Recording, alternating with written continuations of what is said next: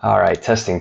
Good morning. Almost forgot the mic. I've had many times where I've had videos where I would literally go on for 10 minutes speaking and the mic was not on.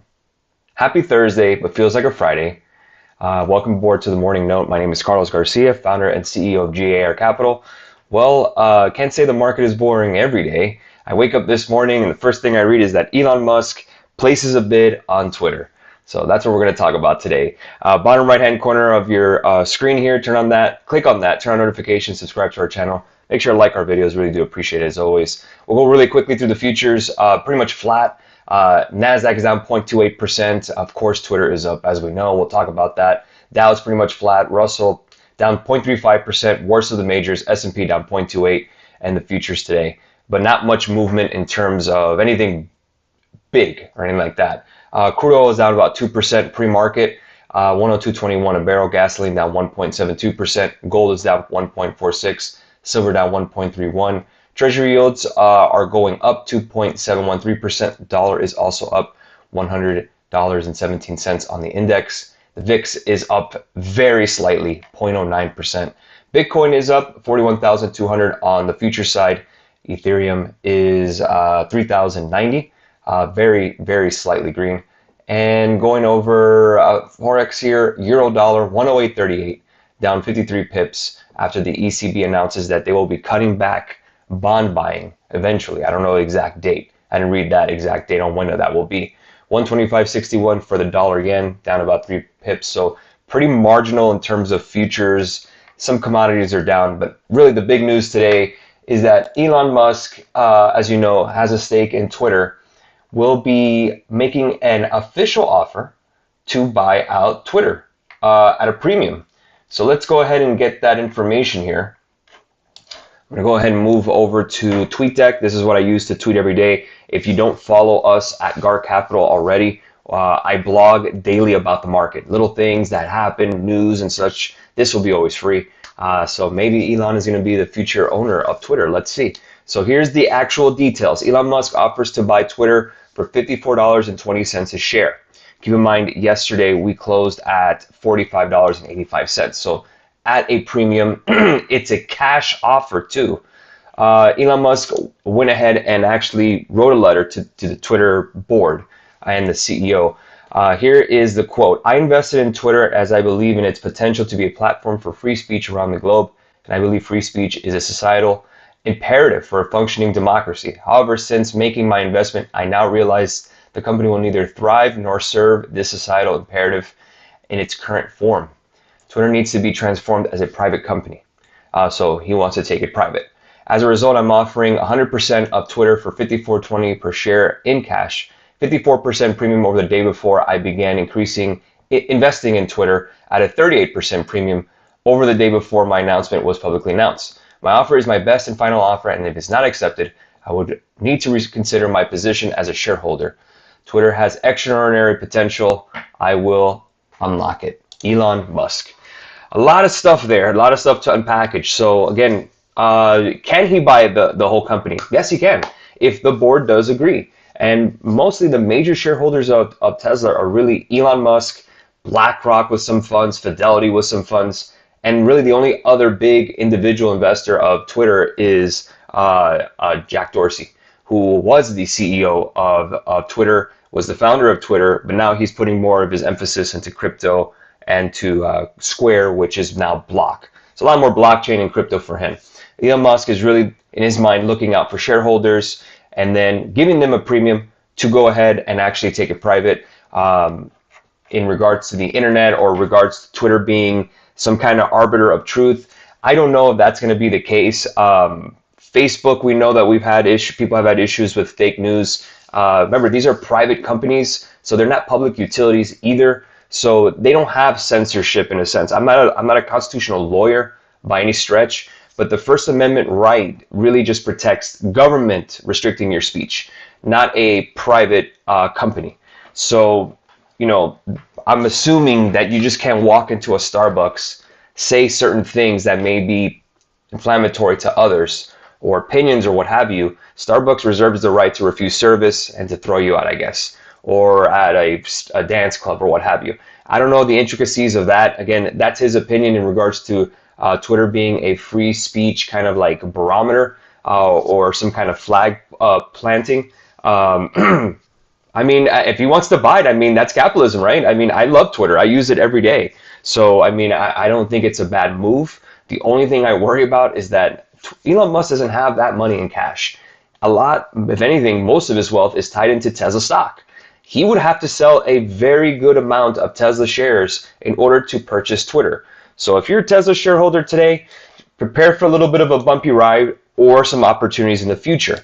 Tesla right now is trading at $1,001. It's down about $20 right now. So right at that $1,000 level, if you're looking to possibly buy some, again, if we do get a dip, 886 isn't a bad idea. That's a level that I have to buy more. Would I be selling shares of Tesla here?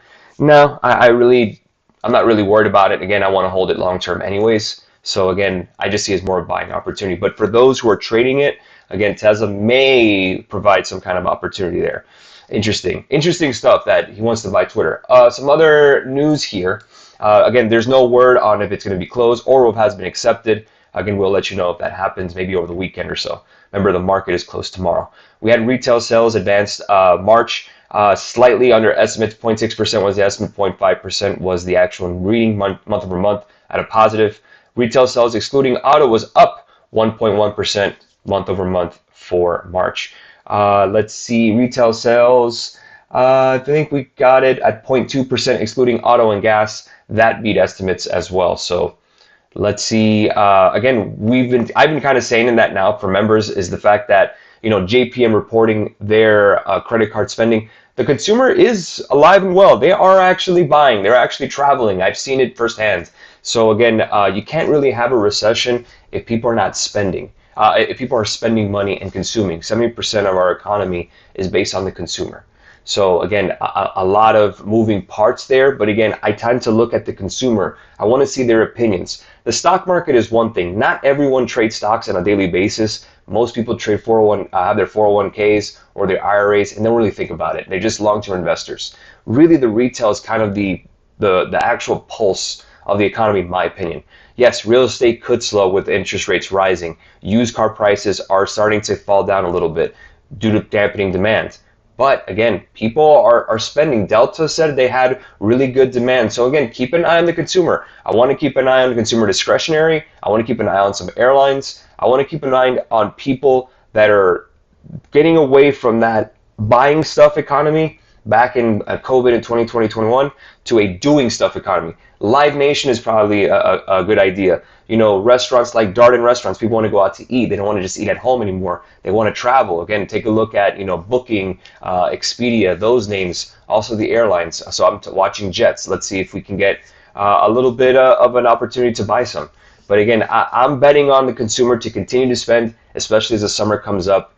And that should kind of show the stock market that corporate profits are kind of going to be stronger or higher than the narrative of just hyperinflation forever, commodity prices will soar forever, and the world's going to end. I have a little more optimism in our economy than that, but that's just my 2 cents. I'll be looking for opportunities there. Higher or softer at the open? I think we're just going to open flat. Keep in mind the blessing report studios. Thanks for the question.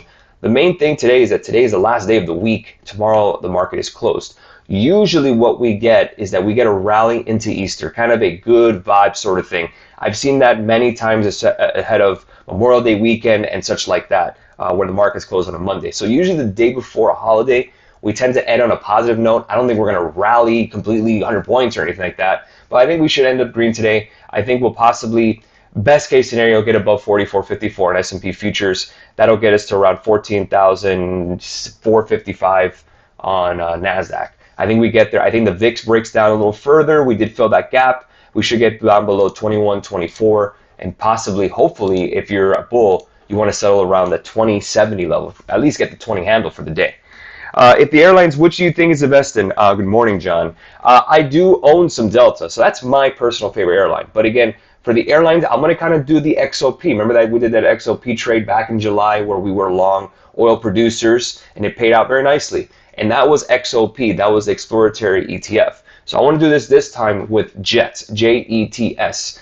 just like the football team. And that's an actual like bucket of all the major airlines. And I don't want to have single stock airline risk. Again, I do like Delta, obviously. I fly with them, so I tend to pick them. But again, having the basket of all the airlines kind of reduces that single stock risk. You know, if American Airlines has a bad report, or Southwest Airlines has a bad report, or Alaskan Airlines has a bad report, again, it kind of spreads out the risk. Again, I want to kind of invest in this thesis, not just one company at all. Morning, boss. Thoughts on banks' earnings? Yeah, we're going to get to that right now. We had Wells Fargo report and Morgan Stanley. Morgan Stanley had a great report. Goldman Sachs had a decent report, had a good report too. But Morgan Stanley has been doing very well. So again, the only one that kind of had a little bit of not the best report was Citi, and that was still up pre-market.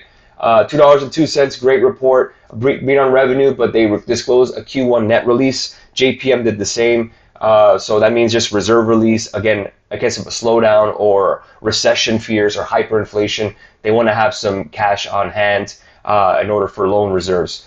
Bank of America talked about credit card data showing strong growth in March. Aggregate card spending is 11% year over year. So again, this is good stuff. Again, I bought some JPM yesterday. So let's take a look at JPM this morning. It should have bounced in sympathy. It's not.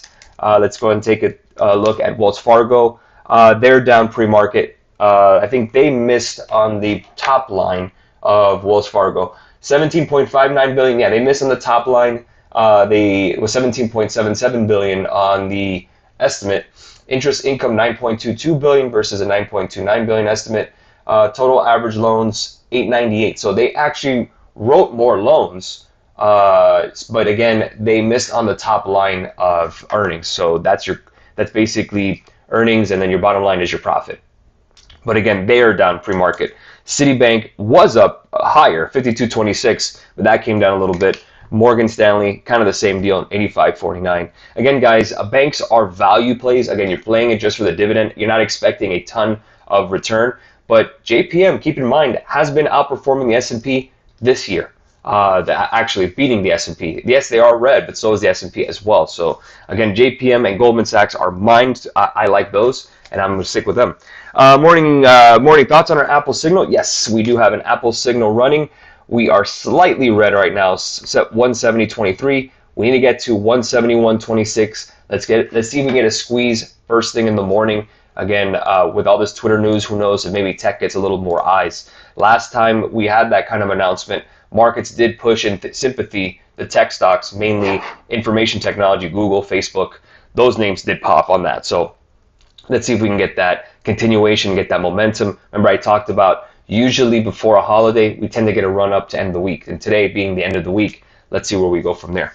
All right, guys, have a great rest of your day. I won't do the aftermarket recap today. It's a long weekend. I'm going to let you guys enjoy. If anything really changes, I will let you guys know, as always, on YouTube or on Instagram. So, again, no afternoon note today. Let's just have everyone enjoy their weekend, and we'll go from there. Morning, Carl's thoughts on TSM and AMD semis. Again, I do like the semis. I still think they continue to go back up. TSM did have a great report. They are up as well. And of course, NVIDIA hitting major support now on the daily, almost at that triple bottom here, right around 208, 207. So again, we're getting kind of closer to a level where we can start adding to our NVIDIA position. Again, I want to own these long term. I don't care about short term volatility unless I'm trading it or I'm looking for an opportunity to buy some more. Embrace that volatility. Have a great rest of your day, guys. We'll catch you guys on Tuesday for the morning note. Monday. And that's at 9 a.m. And I have jury duty, yes, jury duty, on Tuesday at 1 p.m. So I'll do the morning note. I don't know if I'll do the aftermarket recap, but I'll let you guys know. Have a good one, guys. Cheers.